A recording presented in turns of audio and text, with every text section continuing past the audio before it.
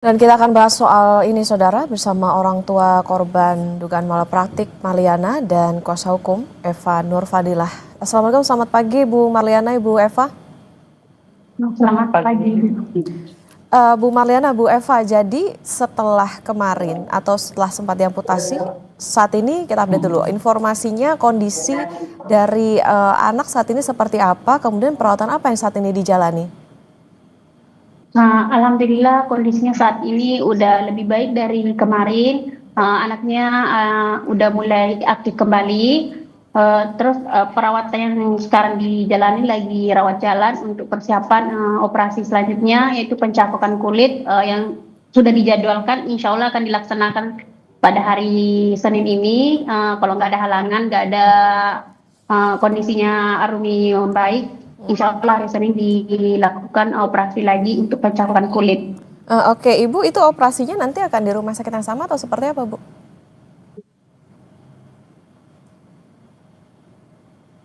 Bu Eva, Bu Marliana?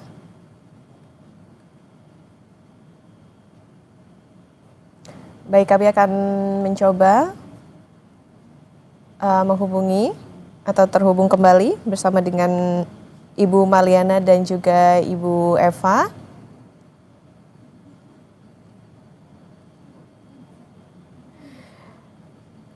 Oke, dan tadi saudara, berdasarkan informasi yang dikatakan atau disampaikan oleh orang tua dari anak balita asal desa Tambe, Ibu Marliana, bahwa untuk saat ini kondisi dari balita yang sebelumnya ini diamputasi karena dugaan malapraktik ini sudah mulai aktif kembali, kondisinya juga sudah membaik dan menjalani rawat jalan untuk nantinya persiapan melakukan operasi untuk pencakokan kulit rencananya di hari Senin.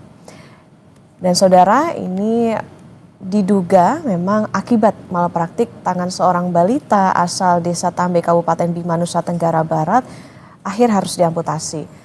Dan sebelumnya saudara, ini orang tua korban juga menuding adanya dugaan malapraktik ini yang dilakukan di 3 layanan kesehatan milik pemerintah, yaitu di Puskesmas Bolo, di RSUD Sondusia di Kabupaten Bima dan juga di RSUD Bima. Jadi memang sebelumnya saudara, balita ini dirujuk atau mendapatkan perawatan begitu di Puskesmas Bolo terlebih dahulu. Kemudian karena memang kondisinya yang harus dirujuk ke rumah sakit, akhirnya dibawa ke RSUD di Sondusia, RSUD Sondusia NTB, kemudian di RSUD di NTB. Dan saudara, di umur yang belum genap 2 tahun, balita perempuan yang saat ini visualnya Anda saksikan harus kehilangan tangan kanannya akibat dugaan malapraktik. Dan kejadian ini saudara berawal pada bulan April di tahun 2025 atau April kemarin saat bocah perempuan ini mengalami demam. Saat itu dibawa ke Puskesmas Bolo di mana di tangan kiri yang dipasang infus ini bengkak hingga kemudian dipindahkan ke tangan kanan. Kemudian karena kondisinya yang belum membaik dan juga selama dirawat begitu tidak menunjukkan tanda-tanda perbaikan dan tangannya juga terjadi adanya dugaan infeksi, kemudian dirujuk ke rumah sakit Sondusia. Meskipun akhirnya dirujuk saudara, anak perempuan atau balita perempuan ini diduga tidak mendapatkan perawatan yang memadai hingga akhirnya diamputasi di RSUD NTB. Sebelumnya saudara, menurut informasi juga memang ada 3 layanan kesehatan milik pemerintah yang menangani balita usia 14 bulan ini di NTB. Kita akan mencoba terhubung kembali ke orang tua dari balita, yakni Ibu Marliana dan juga kuasa hukum, yakni Eva Nurfadilah. Ibu Marliana dan Bu Eva sudah bisa terhubung? Sudah. Oke, baik. Ibu, tadi kan dikatakan rencananya akan ada operasi pencakokan kulit di hari Senin. Ini di rumah sakit yang sama atau berbeda, Ibu? Rencana hari Minggu sudah masuk di rumah RSUP Mataram. Oke, Itu ya. rumah sakit yang berbeda. Oke, nah mungkin bisa diceritakan awal mula terjadi malapraktik sampai tangan anak Ibu Marliana ini harus diamputasi itu seperti apa? Berarti benar dikonfirmasi ya bahwa sebelumnya ini sempat sakit dibawa ke puskesmas kemudian dirujuk ke 2 rumah sakit lain sampai akhirnya diamputasi ini. Penyebabnya apa dan awal mulanya seperti apa Ibu? Sebenarnya pada tanggal 10 kemarin April saya bawa anak saya ke puskesmas Bolo. Dia cuma demam sama muntah. Terus 4 hari setelah dirawat di sana karena tidak ada perubahan kondisi, terus hasil labnya kan ternyata anak saya suspek DBD. Saya minta rujukan ke rumah sakit Sondosia pada tanggal 13. Sebelum dirujuk, ada perawat yang ingin menyuntikkan obat diimpus tangan anak saya. Tapi sebelum diimpus, saya sempat protes ke perawatnya kalau tangan anak saya mulai bengkak. Tapi perawatnya bilang itu tidak bengkak katanya, tetap dilanjutkan pemberian obat diimpus tangan anak saya. Setelah dikasih obat, dikasih masuk obat, anak saya kesakitan. Terus saya lapor ke perawatnya, dilakukan pencabutan infus dan ternyata benar tangan anak saya jari-jarinya udah mulai bengkak, tangannya juga udah mulai merah. Kemudian disuruh kompres air hangat. Kan lagi persiapan rujukan ke rumah sakit Sondosia tanggal 13 malam dia dirujuk di RSUD Sondosia, diimpus lagi di tangan kiri. Karena kebetulan kan tangan kanannya udah bengkak, diimpus tangan kiri pas tanggal 14 pagi. Saya melihat tangan kanan anak saya yang dari puskesmas Bolo ternyata tambah bengkak. Terus datang dokter spesialisnya. Saya bilang ke dokternya tangan anak saya sudah mulai bengkak, bahkan tambah bengkak dari puskesmas Bolo. Dokter spesialisnya cuma menyarankan kompres air dingin karena katanya itu penumpukan cairan. Ada pemeriksaan? Tidak ada pemeriksaan sama sekali. Namun setelah saya kompres air dingin, yang ada tangan anak saya menghitam, bagian ini menghitam pergelangan tangan. Saya langsung minta rujukan ke perawat pada tanggal 14 itu, tapi tidak dikasih rujukan, tidak diaseskan pada tanggal 14 itu, cuma dikasih salep. Tapi karena kondisi tangan anak saya yang mulai parah, pembengkakannya udah di atas siku, saya minta rujukan lagi di tanggal 15 sama dokter umum. Tapi kata dokter umumnya harus konfirmasi dulu ke dokter spesialis. Sampai sore tidak ada konfirmasi, tidak ada penyampaian kalau rujukan saya di ACC. Makanya saya sebagai ibu Arumi langsung lari dari perawatan anak ke UGD, minta rujukan paksa ke dokter UGD-nya, baru di ACC-kan. Tanggal 15 malam saya sampai di RSUD Bima, lanjut di RSUD Bima. Di sana pun kondisi anak saya sudah parah. Dan 17 jam ya? Iya. Jadi tanpa ada tindakan apa-apa. Sampai di sana kan malahan dokternya di saat saya menanyakan soal kondisi tangan anak saya, dokter UGD di RSUD Bima menyampaikan kalau katanya itu bukan ranah mereka karena anak saya itu rujukan dokter spesialis. Jadi mereka tidak bisa menginformasikan, tidak bisa menjelaskan kondisi tangan anak saya.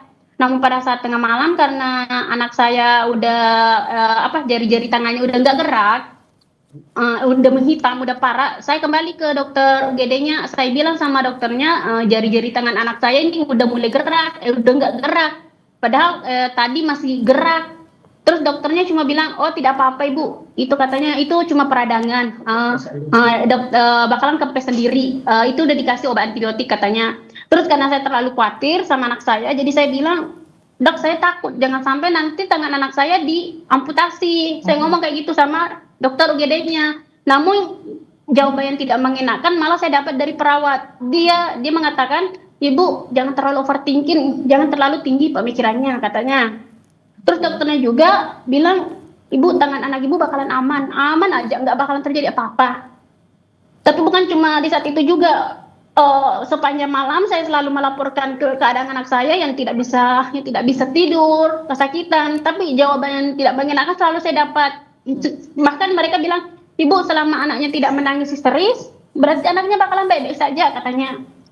Jadi anak saya itu di RSUD Bima mulai dari malam tidak ada satupun dokter yang memeriksa anak saya sampai pagi. Kebetulan ada perawat yang datang di kasur anak saya, tempat saya tidur. Saya bertanya sama perawatnya, ini anak saya ini kapan diperiksa dokter? Dokter umumnya tidak mau memeriksa karena katanya itu bukan ranah mereka. Terus dokter spesialisnya kapan datang? Terus perawatnya ngomong, oh kalau dokter spesialis katanya nggak datang di UGD, harus dirawat inap katanya baru memeriksa.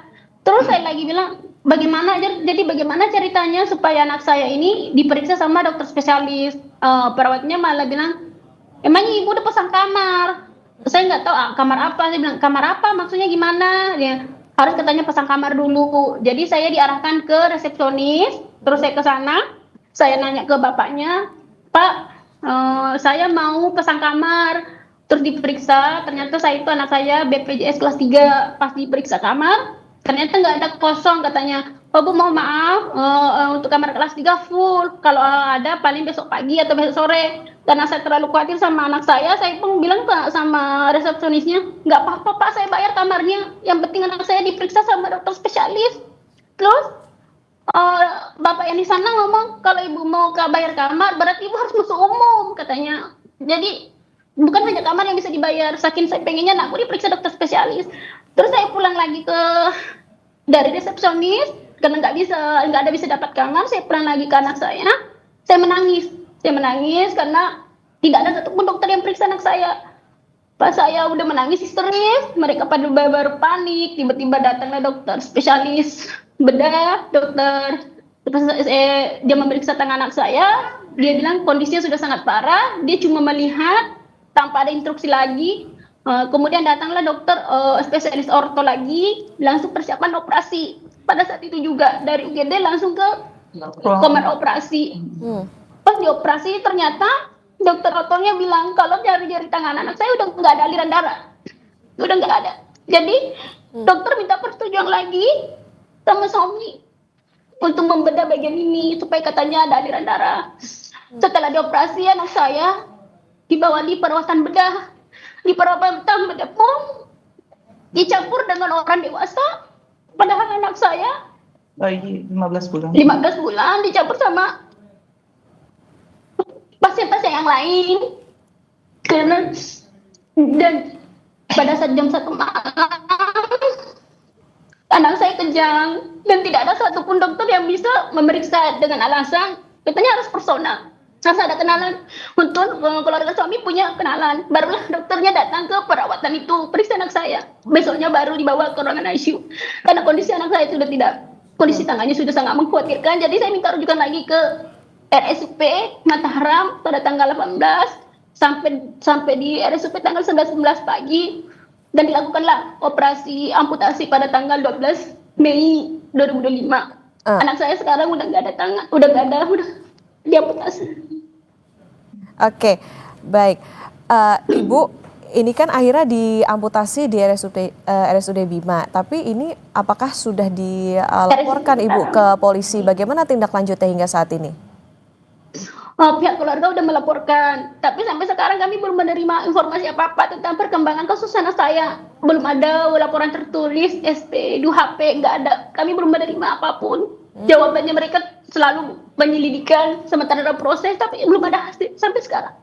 Oke. Belum ada. Dari polisi belum ada informasi lebih lanjut, hanya dikatakan penyelidikan. Artinya memang dari sejak awal dari pihak rumah sakit pun juga tidak memberikan penjelasan yang pasti soal penyebab ketika dari awal tangan anak ibu bengkak bahkan sampai sekarang sudah diamputasi dan akhirnya dilaporkan ke polisi. Ini juga belum ada informasi lebih lengkap soal ini ya Bu ya?